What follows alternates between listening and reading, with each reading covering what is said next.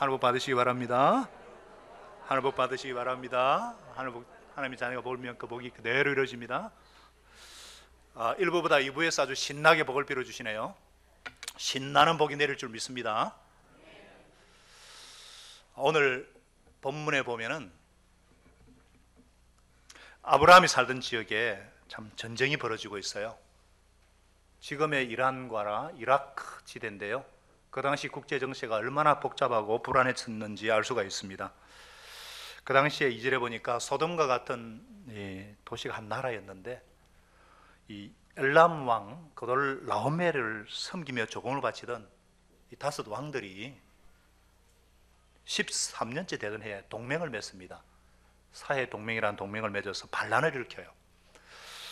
이를 진압하고자 14년째 되던 해에 그돌 라오멜과 또 그와 동맹을 맺은 왕들이 이렇게 동방동맹이라 그러는데 이 왕들이 소돔 고모라를 중심으로 한 사해 동맹을 쳐서 격퇴시키는 내용들이 1절부터 12절까지 쭉 기록되어 있습니다.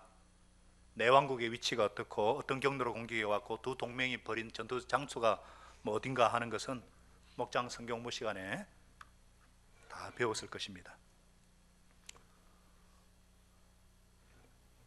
잘 들리시나요? 제가 목이 안 좋아서 적게 하겠습니다. 볼륨은 올려주시고. 근데 이때 패배한 왕 중에 한 왕이 소돔 왕이에요.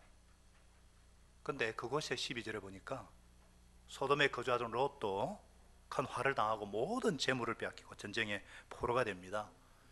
여러분, 이 롯이 의인이기는 한데 응거주춤한 의인이죠. 그냥 소돔 근처에 그냥 스승대다가 또 그 옆에 가서 장막을 치다가 결국 그 속에 들어가서 살다가 봉변을 당했습니다. 응거주춤한 거 하나님이 굉장히 싫어하십니다. 계시록에도 보면은 차든지 덮든지 하라 그랬지 미지근하면은 뱉어버린다 그랬어요. 너무나 안타깝잖아요, 롯이요. 근데 그때 도망간 한 사람이 아브라함에게 이를 알렸습니다. 아브라함은 자기를 배신하고 떠난 조카 롯이 사로잡혔음을 듣고 막 급히 집에서 훈련시킨 사병 318명을 거느리고 그들을 쫓아갔어요. 가족들까지 합치면 한 1000명이 되지 않겠어요? 정병만 318명이니까. 그러니까 아브라함은 하나님의 축복 가운데 살다가 1000여 명이 넘는 식소를 거느린 거부가 되었다는 걸 볼 수가 있습니다. 그와 동맹을 맺은 아모리 족속들과 연합하여 추격을 했는데요, 다네까지, 그러니까 부산에서 대전까지 단숨에 추격하여서 승리를 거두고 뺏겼던 재물과 조카 롯과 부녀와 친척까지 다 찾아왔어요. 아브라함이 대성을 거둡니다. 대성을 거둔 데는 작전도 큰 역할을 했을 것 같아요. 아마 이들이 승리에 도취해가지고 보초도 세우지 않고 10중 8구는 막 술 먹고 취해가지고 막 자고 있었을 거예요. 영화 보면 그렇잖아요. 막. 그런데 밤에 갑자기 기습으로 여기저기서 공격해 오니까 아랍 사람들이 안 그래도 이게 특유의 흥분하는 기질이 있는데 막 자기들끼리 막 아수르장이 되고 혼비백산해가지고 그래서 패조하지 않았나. 그래도 이렇게 설명하기에는 뭔가 이 승리가 너무나 큽니다. 아니 기껏 1000명도 안 됐을 텐데 그 당시 조공을 받던 초강대국가 연합군을 패배했다? 작전이 좋았다? 가장 중요한 것은 하나님이 이기게 하셨다는 결론을 내릴 수밖에 없습니다. 이거 제가 한 게 아니고요, 멜기세덱 나중에 나오잖아요. 뒤에 나오잖아요. 여러분, 1000명이 내 나라 연합군을 물리쳤다? 이것은 하나님의 도움 때문에 이루어졌습니다. 전쟁은 하나님께 속한 것입니다. 칼과 창에 달려있지 않습니다. 사람의 수에 달려있지 않습니다. 하나님이 우리와 함께 하시면 승리하는데 숫자가 그리 중요한 것이 아니에요. 하나님이 나와 함께 하시면 성공을 하는데 내가 모든 것을 갖춰야 될 필요는 없습니다. 이러한 사실을 알기 때문에 예수님을 구주로 믿고 하나님의 자녀가 되어서 아브라함처럼 믿음으로 사는 사람들은 어떤 상황에서도 인생을 즐기면서 여유 가운데 살 수가 있습니다. 하나님이 도우시기 때문에. 우리가요, 뭐 직장에서나 사업장에서나 뭐 학교나 교회 사역하면서 해야 될 일 중에 하나가 그 일을 앞에 두고 종종 잽니다. 이렇게 내가 이 일을 해나갈 만한 능력이 충분한가?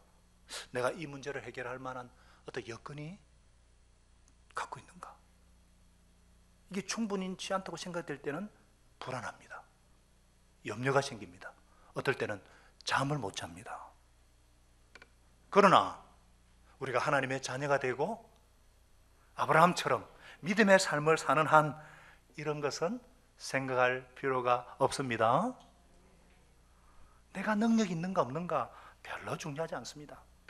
있어도 하나님께 도움이 안 되고 없다고 하나님이 할 일을 못 하시는 법이 없으십니다. 내가 정말 산적해 있는 이 문제 해결할 만한 어떤 역량이나 어떤 요건을 갖추고 있는가? 이게 의미 없는 질문이라니까요. 왜냐? 하나님이 함께 하시면, 하나님이 같이 하시면 그런 거는 생각거리조차 될 수가 없습니다. 하나님이 원하시는 일이라고 하면은 내가 해낼 수 있냐 없냐, 내 능력이 있냐 없냐, 뭐 내게 자원이 있냐 없냐, 지혜가 있냐 없냐, 이거 중요하지 않아요. 하나님께서 해주실 테니까. 아멘. 하나님이 해주실 테니까. 이거 자신만만해서가 아니에요. 하나님께 대한 신뢰 때문입니다. 하나님께 대한 믿음 때문입니다. 우리 예수 믿는 사람들이 이런 특권이 있어요. 이 믿음이 있기 때문에. 그래서 우리가 여유 있게 살 수가 있는 거예요. 더 이상 나 자신을 볼 필요가 없습니다. 이게 하나님이 원하시는 일이고 하나님이 같이 하시는 일이라면은 sure, 아멘, yes. 그러고 그냥 하는 거예요. 그러고 그냥 하는 거예요. 여러분도 이런 특권 누릴 수 있기를 바랍니다. 또 하나, 하나님의 자녀 믿음으로 사는 자의 또 다른 특권은 나의 약점을 자랑할 수 있다는 거예요. 우리는 다 인정하듯이 약점과 부족한 면을 다 갖고 있어요. 그런데 무슨 일을 맡아달라고 해도 약점 때문에 그래서 선뜻 이렇게 응하지 못하고, 사람들이 이런 나의 약점을 알면 어떡하나?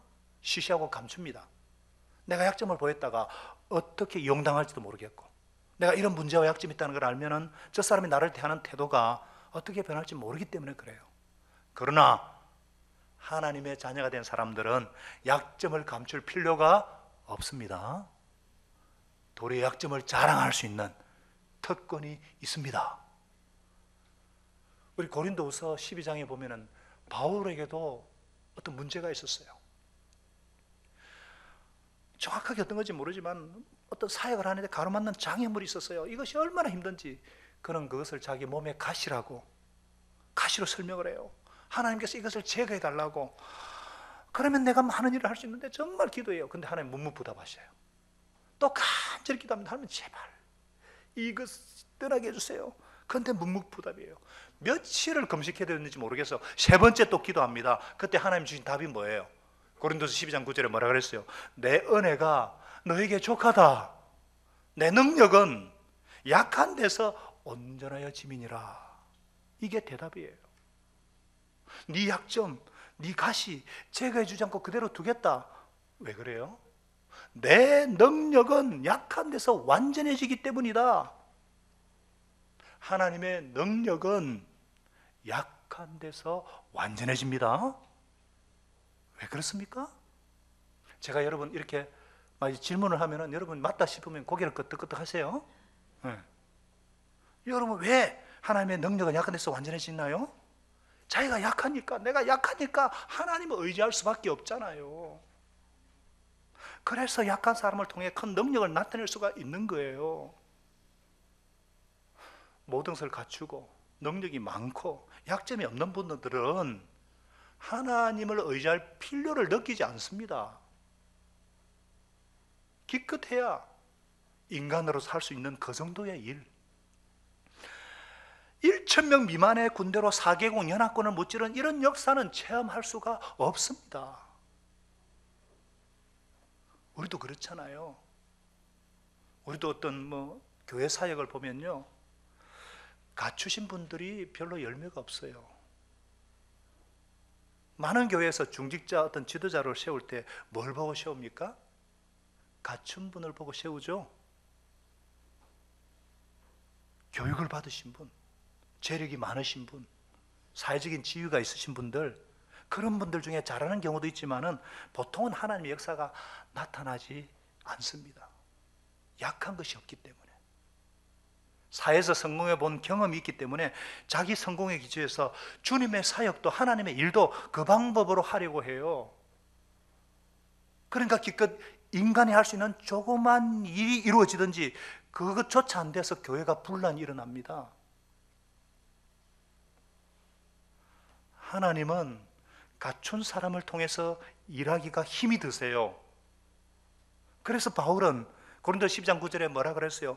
그러므로 도리어 내가 크게 기쁨으로 내 여러 약한 것들을 자랑하나니. 그 이유가 뭐예요? 이는 그리스도의 능력이 계속해서 내게 머물게 하려 함이라. 약점을 자랑한다는 거예요. 왜 그렇습니까?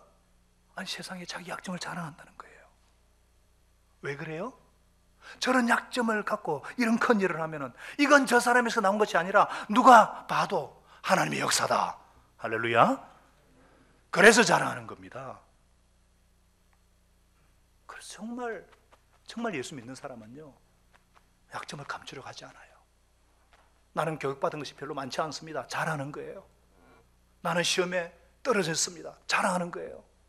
나는 결혼 생활에 실패한 사람입니다. 자랑하는 거예요. 나는 사업에 실패한 사람입니다. 자랑하는 거예요. 왜 자랑합니까? 그런 가운데서도 하나님께서 역사하시면은 그 일어나는 역사는 그 사람에서 나온 것이 아니라 하나님의 역사라는 것을 누구나 볼 수 있기 때문에 하나님께 영광 돌릴 수 있기 때문에, 그래서 자랑하는 것입니다. 우리 약함을 자랑하는 거예요. 하나님은 부족함이 없으신 분이세요. 우리가 아무리 잘나가지고 잘해가지고 영광 받으시는 거 하나님께 큰 영광 안 됩니다. 정말 부족하고 약하고 가진 것도 없지만 그럼에도 주여, 주님 의지하고 주님께 구하고 그것을 통해서 더 하나님은 영광을 나타내십니다. 이렇게 약함을 자랑하면서 살 수 있으니까 우리 삶이 얼마나 자유롭습니까? 여러분들, 설명이 다 되면은 그것은 하나님의 역사가 아닙니다. 인간의 말로 설명이 다 되면 그건 하나님의 역사가 아니라니까요. 설명이 안 돼야죠. 우리 교회가 여기까지 온 거 사람의 언어로 설명이 안 됩니다. 이건 하나님이 하신 일이에요.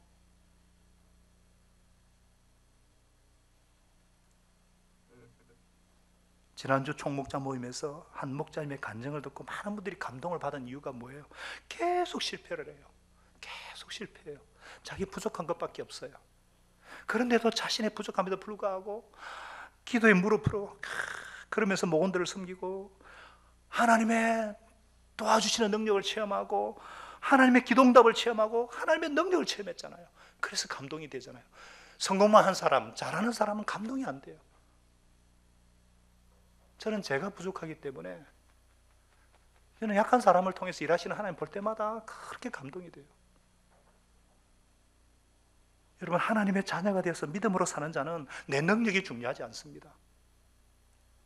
내 약점, 내 부족한 점들을 자랑하면서 살 수가 있습니다.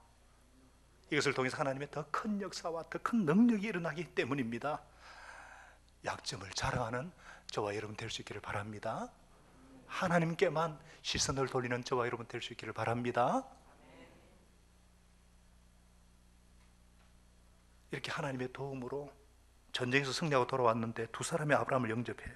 한 사람은 소돔 왕이고 한 사람은 살렘 왕 멜기세덱이에요. 18절 보니까 살렘 왕 멜기세덱이 떡과 포도주를 가지고 나왔으니 그는 지극히 높으신 하나님의 제사장이었더라. 살렘은 지금의 예루살렘인데 이 사람은 왕이면서 제사장이에요. 히브리 저자는 7장 3절에 이 사람이 그리스도의 모형이다 이렇게 말했어요. 우리 예수님도 다윗의 후손으로 왕이시면서 자기 몸으로 속죄 제사를 드리신 제사장이거든요. 여러분, 이 시점에서 하나님께서 멜기세덱 이 살렘 왕을 보낸 이유가 뭐예요? 바로 아브라함의 실수를 방지하기 위해서입니다. 그는 아브라함을 축복하면서 모든 승리를 주신 하나님께 영광을 돌려드립니다. 그래서 19, 20절을 다시 한번 다 같이 읽어볼까요? 19, 20절 시작. 그가 아브라함에게 축복하며 이르되 천지의 주제이시오 지극히 높으신 하나님이에요. 아브라함에게 복을 주옵소서. 너의 대적을 너의 손에 붙이신 지극히 높으신 하나님을 찬송할지로다. 여기까지. 왜 이런 말을 할 필요가 있었습니까? 행여라도 아브라함이 이 승리는 내가 용기가 있었고 내가 작전이 잘 짜서 그렇다 이렇게 생각할까 봐 경고하신 거예요. 네가 얻은 이 승리는 너에게서 난 것이 아니라 하나님이 주신 것이다. 이 충고가 정말 필요했습니다. 왜냐하면 지금 아브라함은 위기 가운데 있기 때문입니다. 여러분들, 우리 인생의 위기가 언제인 줄 아세요? 우리 인생의 위기는요, 어려움을 겪을 때가 아닙니다. 성공했을 때, 잘 나가고 있을 때가 위기입니다. 학생들도 시험을 앞두고는 아주 공부할 때 겸손히 하나님 의지하죠. 시험 끝나고 조심해야 합니다. 대학 들어가기 전에는 겸손하죠. 들어온 뒤에 조심해야 돼요. 그래서 그 금요일날 그 추운데도 싱글 목자들이 고기를 구우면서 고3들을 영접하고 환영하고 어찌 섬기잖아요. 부부도 어려울 때는요 하나 돼 가지고요 열심히 삽니다. 열심히 서로 격려하고 위로하고. 부부 사이가 언제 벌어지죠? 돈이 좀 벌릴 말 하면은 사이가 벌어져요. 우리의 위기가 실패가 위기가 아니고 역경이 위기가 아니고요 성공의 때입니다. 아브라함 지금 위기예요. 왜냐하면 엄청난 승리를 맛봤잖아요. 그런데 이 승리가 어디서부터 왔다고요? 천지의 주제시오 지극히 높으신 하나님이시여. 시선을 하나님께 돌리고 있습니다. 우리 하나님 어떤 분이세요? 천지를 창조하시고 만물을 주관하시고 그 뜻대로 섭리하시는 분이십니다. 하나님은 그 누구와도 비교할 수 없는 절대적인 분이시고 유일하시고 높고 높으신 존귀하신 분이세요. 이 하나님은 모든 인생들로부터의 존귀와 영광과 찬양을 받으시기에 합당하신 분이십니다. 이 멜기세덱의 말을 듣고 아브라함이요 하나님께 급히 영광을 돌리면서 무엇을 했어요? 아브라함이 그 얻은 것에서 10분의 1을 누구에게 주었더라? 멜기세덱에게 주었더라. 멜기세덱에게 11조를 드렸어요. 아브라함이 11조를 드렸다는 것은 단순히 물질을 드렸으면 의미하지 않습니다. 삶의 표현이고 신앙 고백입니다. 11조는요 10개 중에 하나는 손대지 않으므로 이 모든 것이 하나님의 것이다 인정하는 거예요. 9개도 자기 것이 아니고 하나님의 것임을 고백하는 정표죠. 우리가 10의 1조를 철저히 지킬 때 모든 것이 하나님의 것이고 하나님의 은혜로 살고 있음을 감사하게 되는 거예요. 물질을 함부로 쓰지 않고 물질의 노예가 되지 않습니다. 11조 드리는 것은요 정직하게 하나님의 것을 하나님께 돌려드린다는 믿음의 표현이지 대단한 거 아닙니다. 당연한 거예요. 말라기 3장에 보면요 11조를 하는 사람은요 평범한 사람이고 안 하는 사람은 도적이라고 말씀하고 있어요. 하나님 것을 도적질한 도둑놈이라고 하나님 말씀하고 있어요. 이스라엘이 저주받은 것은 11조를 드리지 않았기 때문이라고 말씀하고 계세요. 말라기 3장 9절 그리고 10절에 뭐라 그랬어요? 온전한 11조를 드릴 때 하늘 문을 열어서 곳간에 쌓을 것이 없도록 붙지 아니하는가 시험해 보라. 하나님이 자기 자신을 보고 나를 한번 테스트해 봐라 이거는 거예요. 그만큼 정말 풍족해지고 하나님의 보호를 받고 하나님의 축복을 받게 된다고 분명히 하나님께서 약속하고 있습니다. 아브라함 지금 위기를 당했어요. 엄청난 승리를 맛봤어요. 그래서 소돔 왕이 선물을 주려고 할 때 이것을 받음으로 하나님의 영광을 가릴 큰 위기 가운데 처하게 되었어요.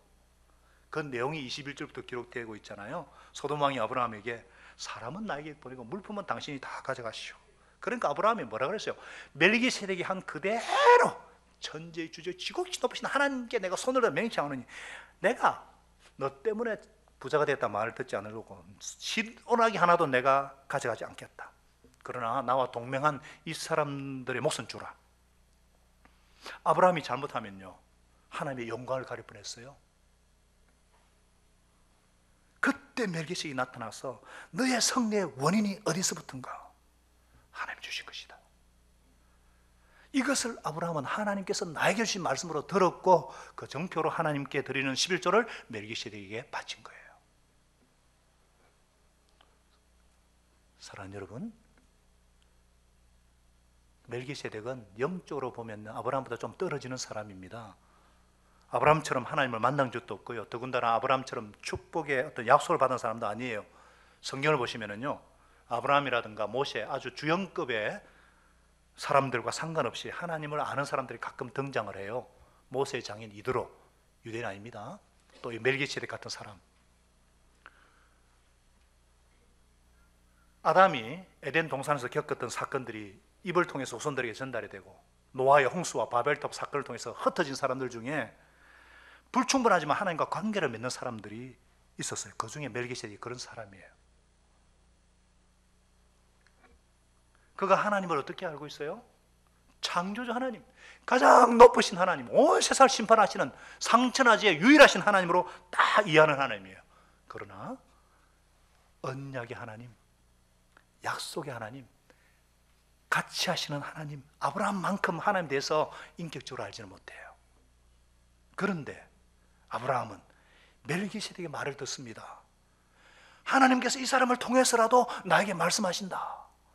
그래서 하나님께 바칠 11조를 드린 거예요. 우리는 이런 아브라함의 겸손을 배워야 합니다. 배워야 합니다. 왜냐? 우리들은요, 상대방이 나보다 좀 못하다 싶으면요, 그런 사람의 말에는 귀를 기울이지 않아요. 하나님의 능력은 약한 데서 완전해지고, 나보다 못한 사람을 통해서도 나를 도울 수 있는 지혜의 말씀도 주시고, 내 실수 방지하는 경고의 말씀도 주시는 것을 우리는 잘 몰라요. 그래서 많은 분들이 나보다 조금 모자란다고 하는 사람의 말을 귀를 기울였으면 더 큰 성공을 할 수도 있었고 더 큰 실수를 면할 수도 있었는데, 그런 사람을 통해 들려주시는 하나님의 음성을 무시했다가 큰 실수를 범하기도 하고 할 수 있는 일을 못하기도 합니다. 그래서 우리는요, 나보다 좀 못하다고 하는 사람들의 말에 귀를 기울여야 돼요. 아브라함처럼 귀를 기울여야 돼요. 남편들도 아내의 말에 심각하게 귀를 기울이시기 바랍니다.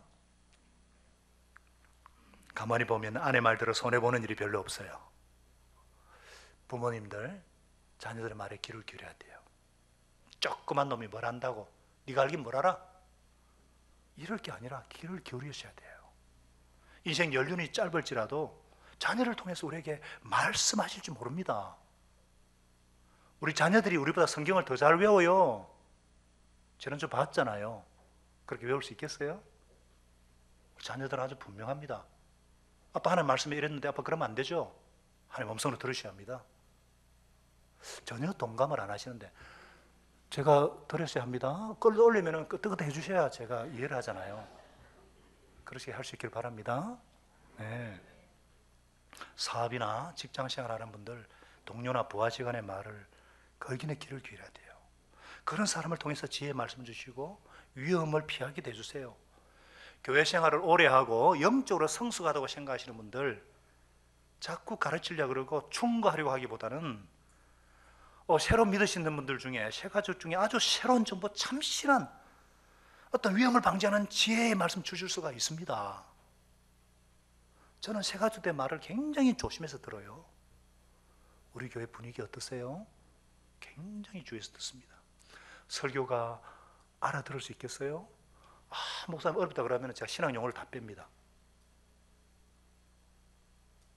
우리가요, 나보다 나은 사람의 말에 귀를 기울이는 것도 익숙하지 않은데 하물며 못하다고 생각하는 사람에게 귀 기울이는 거 얼마나 어렵겠어요? 어렵겠어요? 그렇죠? 그러나 하나님께서는 약한 사람을 통해서도 일하십니다. 하나님께서는 나보다 못한 사람을 통해서도 지혜의 말씀을 주시고 경고의 말씀도 주시기 때문에 귀를 기울이시고 마음을 새롭게 하시길 바랍니다. 자, 멜기세덱과 함께 이 소돔 왕이 뭐라고 그랬어요? 21절에 뭐라고 그랬어요? 사람은 나에게 보내고 물품은 당신이 가져가시오. 이렇게 말하는 두 가지 의도가 있어요. 하나는 관대한 척 하는 거고요, 또 하나는 어차피 지 것도 아닌데 생신 내려고 하는 거거든요. 아브라함은 얼른 이것을 알고 이거 받았다가는 나중에 내가 부자가 된 것이 이 사람이 시켜서 뭐 지가 도와줘서 그랬다 이 소리 들을 수 없기 때문에 나는 신발끈 하나도 받지 않겠다 단호히 거절했습니다. 전쟁을 이기게 하신 분은, 모든 것을 되찾게 하신 분은 하나님이시기 때문에 아브라함의 소원은 하나님께만 영광 돌리는 것입니다. 달리 말하면 사람에게 영광 돌리는 것을 허락지 않는다는 거예요. 하나님께 돌아갈 영광을 사람에게 돌리는 것을 허락지 않습니다. 여러분들 이거 굉장히 중요합니다. 이것은 하나님께도 나 자신에게도 이웃에게도 중요한 거예요. 왜냐? 우리도 누군가가 나를 도와주면요, 그 사람에게 감사하고 옆에 사람한테 저분이 도와주셨다 깨닫게 하는 게 도리잖아요. 맞아요, 안 맞아요? 도리죠? 근데 정말 은혜 베풀어 주신 분에게 감사 돌리지 않고 옆에 조금 도와준 사람에게 감사하면 진짜 은혜 베푼 사람 미안하지 않겠어요? 마찬가지예요. 하나님이 복을 주셨다면 당연히 하나님께 영광을 돌려야죠. 또 하나님이 도와주셨는데 사람이 도와줬다 이러면요, 하나님에 대한 감사도 줄고 신뢰도 줄고 믿음이 안 자랍니다. 하나님이 도와주셨다는 것이 분명할 때 감사도 크고 믿음도 커집니다. 우리 교회에 감사는 헌금하시는 분들이 참 많으신데 잘하시는 거예요. 정말 잘하시는 거예요. 우연이 아니라 하나님이 해주셨다는 거 분명히 하는 겁니다. 이를 통해서 내 믿음이 자라는 거예요. 또 왜 우리가 하나님께만 시선을 고정해야 됩니까? 이웃을 위해서예요. 우리 자녀들, 목장 식구들을 위해서. 하나님을 모르는 사람들이 이걸 보았을 때 이렇게 도우시는 분이 하나님이시구나, 하나님께 관심을 갖게 되잖아요.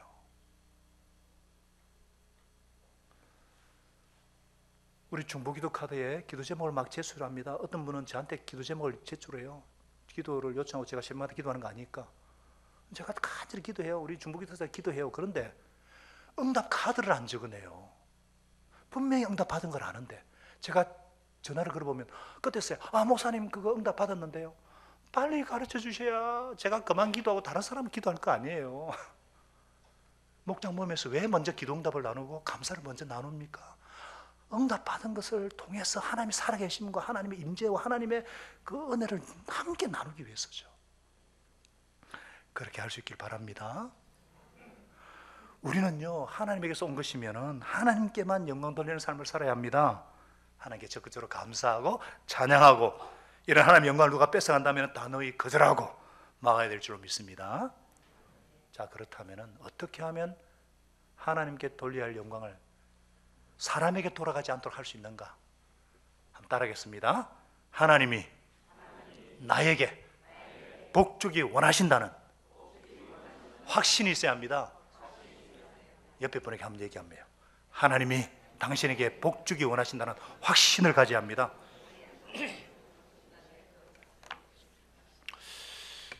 우리 가운데는 그런 분이 잘 없지만 많은 분들이 참 이상하게 생각하고 하나님에 대해서 굉장히 오해를 하는 분이 많아요. 예수님 믿으면은 아프리카로 선교사로 보낼 거다, 별 희한한 생각을 하고요, 내 인생을 하나님께 맡기면은 시험과 고난과 시련을 주신다는 아주 요상한 생각도 하고요, 내가 어려운 일을 당하면은 돕지 못하는 무능한 부모로 아주 별 희한한 생각을 다 해요. 성경에 그런 말이 없는데. 그러니까 내가 정말 구체적인 도움이 필요할 때 하나님이 믿음지 않아요. 진짜 문제 있을 때는 하나님 대신에 사람을 찾아가요. 왜 그렇습니까? 하나님이 우리에게 복주기 원하신다는 확신이 없으니까 하나님께 찾아가기보다 사람에게, 그리고는 사람이 했다고 생각해요. 아니, 독생자도 아끼지 아니하시고 내어주신 하나님께서 모든 필요를 채워주지 않겠습니까? 자기를 찾는 자들에게 상 주시는 하나님이시라고 분명히 말씀하고 있는데, 사랑하는 여러분들, 우리는요, 우리를 향한 하나님의 소원을 확신해야 합니다. 하나님은 우리가 행복해지기를 원하십니다. 우리는요, 우리가 누리기 원하시는 삶은 기쁨의 삶이라는 건 확신이 있어야 합니다. 하나님이 우리에게 원하시는 것이 그거예요. 우리 하나님은요, 우리에게 복 주실 뿐만 아니라 복 주시기를 원하시는 분이십니다. 할렐루야. 창세기 12장 2절에 분명히 말씀하셨잖아요. 내가 너로 큰 줄을 이루고 너에게 복을 주어서 너 이름을 창대하게 하니 너는 복이 될 것이다. 하나님의 약속이고 하나님의 의지고 하나님의 간절한 소원이에요. 아브라함 같은 믿음의 삶을 사는 자들에게 똑같이 주신 약속이에요. 우리에게 주신 약속이에요. 복의 권원이 되게 하겠다. 복의 통로로 만들어주겠다. 근데 우리가 어떻게 먼저 복을 경험하지도 않고 복의 권원이 될 수가 있겠어요? 정말 하나님의 소원이라면 먼저 우리에게 복을 주시지 않으시겠냐 이 말씀이에요. 그래서 사도행전 20장 35절에 바울이 뭐라 그랬어요? 주 예수님께서도 친히 말씀하시기를 주는 자가 받는 자보다 복이 있다. 예수님께서도 받는 사람보다 주는 사람이 복이 있다 그랬잖아요. 주려면은 뭐가 있어야죠. 주려면은 뭐가 있어야 되잖아요. 하나님이 주지도 않으면서 이런 말씀 하시겠어요? 어린 애 같은 논리로도 그렇게 생각해도 하나님이 우리에게 복 주기 원하시고 주는 삶 되기 원하시고 기쁘고 행복한 삶을 살기를 원하시는 것이 하나님의 뜻이지 않겠습니까? 아니 자식을 낳아놓고도 우리 새끼는 고생 찍싸게 했으면 좋겠다 그런 부모가 있어요? 하나님이 왜 그럴 거라고 생각하세요? 부모의 가장 큰 기쁨은요, 어린 자녀들이 깔깔깔 하하하 막 행복하고 기뻐하고 물고기 연극하는데 자기 새끼 밖에 눈에 안 들어와요. 아이고 이뻐가지고 얼마나 기뻐하십니까? 하나님의 마음이 그래요. 여기에 대한 확신이 있어야죠. 때문에 어떤 필요가 있을 때마다 사람 대신에 하나님을 찾아갈 수 있기를 바랍니다. 그래서 하나님이 주셨을 때 하나님께 영광 돌릴 수 있기를 바랍니다. 사랑하는 여러분, 하나님에 대한 생각을 바꾸셔야 돼요. 하나님은 여러분과 제가 행복하게 원하심을 확신하십시다. 그래서 두 번째 뭐 해야 될까요? 먼저 기도해야 합니다. 옆에 사람 같이 먼저 기도하십시다. 이게 무슨 말씀이냐면요, 우리 교회는 그런 분들 없으세요? 안 그러시는 분들이 많지만 보통은요 일을 저질러 놓고 기도합니다. 하나님께 뒤처리 해달라고, 하나님 좀 도와주세요. 일은 자기가 버리나 놓고 하나님은 그냥 도와주시는 분이에요. 하나님이 돈밖에 못 주는 분이신가요? 가만히 보면요 그 일을 행하는 주체는 따로 있어요. 행한 주체가 나라면은 내가 기분이 좋고 그 누군가라면 그분에게 감사하지. 하나님은 그냥 도와주시는 분이에요. 물론 도와주시죠. 그러나 그런 삶을 사는 동안에는 하나님께 별로 감사치가 않죠. 도와주는 분밖에 안 되니까 바꾸셔야 합니다. 바꾸셔야 합니다. 어떻게 해요? 일하고 기도하지 말고 기도하고 일하시기 바랍니다. 기도하는 가운데 하나님께서 할 것을 보여주시면 하는 것이고요, 기도하는 가운데 누구를 만나라 그러면 만나는 것이고요, 기도하는 가운데 누구에게 도움을 청하라 하면 청하는 거고요, 일이 끝난 후에 주체가 누구예요? 하나님의 주체입니다. 하나님께 기도했기 때문에. 그리고 나는 하나님을 돕는 역할밖에 안 했어요. 순종한 역할이에요. 순종. 그래서 일이 되었으면 영광이 누구에게 갑니까? 하나님께 가는 거예요. 아브라함이 본문에는 안 나오지만 318명 갖고 그 대군을 공개하러 갈 때 그냥 갔겠어요? 하나님, 물론 그는 물질보다 관계를 더 조종하니까, 그러나 하나님께 기도했겠지 않겠어요? 하나님 도와주세요. 그래서 하나님께 승리 주셨으니까 멜기세덱이 딱 하니까 맞아요 하면서. 여러분들, 일하고 기도하지 마시고 기도하고 일하시기 바랍니다. 그래서 성령보다 기도보다 앞서지 말라는 말이 그 말씀이에요. 말씀보다 앞서지 말라는 게 그 말씀이에요. 우리가 잘 아는 조지 밀러, 기도의 아버지, 고아들의 아버지, 5만 번의 기도응답 받은 기도의 아버지 조지 밀러는 원래 독일 태생이지만 영국에 가서 고아원을 운영하죠. 2,000명이나 넘는 고아들을 섬긴, 아무 무일푼으로. 이분이 처음 고아원할 때 많은 사람들이 반대했어요. 이분이 어떻게 기도했습니까? 시작할 때 이렇게 기도했어요. 하나님이 도우시는 고아원이 되게 해 주시옵소서. 나는 절대로 사람에게 고아원 운영을 위해 헌금하라고 하지 않겠습니다. 요청하지 않겠습니다. 그리고 기도만 했어요. 근데 정말 고환이 돌아가요. 고환이 돌아가요. 그때마다 하나님만 바라보고 무릎 꿇어요. 선생님들도 같이 무릎 꿇어요. 무슨 문제가 있으면 기도해요. 물질 없어 애들 먹일 양식이 없으면 기도해요. 그걸 가지고 기도하고 응답받는 걸 적어놓은 것이 5만 분의 기도응답받은 조지 뮬러의 일기예요. 기도하고 이랬기 때문에.